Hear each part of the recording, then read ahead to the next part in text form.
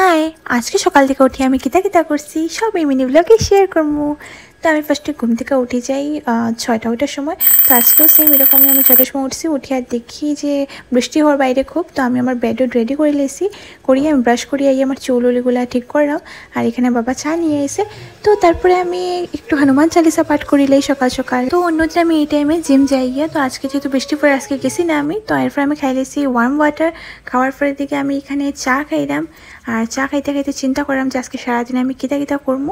আর আমার দেখো আমার চোখ পুরো একদম টমেটোর মতো ফুলে গেছে, অত ঘুমাইছি আমি, কারণ আজকে আমি জিমে গেছি না আছি অতালিকা। আর সকাল সকালে আমি চা খাই, কারণ সকালে আমার চা না খাইলে আমার ঘুমই ভাঙে না।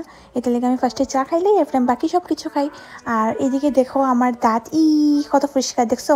আর এখানে দেখো আমার কানে খুব ব্যথা করতে আসলো, কারণ আমি অনেকদিন পরে ইয়ারিং পরছি। আমি জানি না কিতা লেগে আমার যেটা সবসময় আমি পরি ইয়ারিং আমি খুলিয়া রাখি দিছি, এরপর আমার এখন কানে কিচ্ছু হয় না। আর এটা লেগে আমি একটা ছোটো ইয়ারিং লাগিয়ে রেখে দিয়েছি। আর তারপরে আমি আমার দিদির লোক এখানে ফোনে মাত্রাম। ফোনে মাতার পরে আমার যেটা পোস্ট ওয়ার্কআউট মিল থাকে ওইটা আমি কাজ করতে আমি গেছি না, তো আমি এখন খাইলেই বইয়া বইয়া। তো তারপরে আমি আমার বড়দির লোকে ভিডিও কলে আমি আমার ছোটো বেবিরে দেখতে আসলাম। আর এরপরে আমি খাইলেছি এখানে, আবার আমার একটু রয়েছিল এগুলা। তো খাওয়ার পরে দিকে আমি দেখো আমি এখানে রান্না করলাম। আবার খুঁজব আমি সারাদিন খালি করে বই থাকি, আমি রান্না করি বুঝছো। আর তারপরে আমি খাইও লেছি। তো আজকের ব্লগ অতটুকুই, আরেকদিন আমি শেয়ার করবো এরপরে আমি কিতা করি। বাই।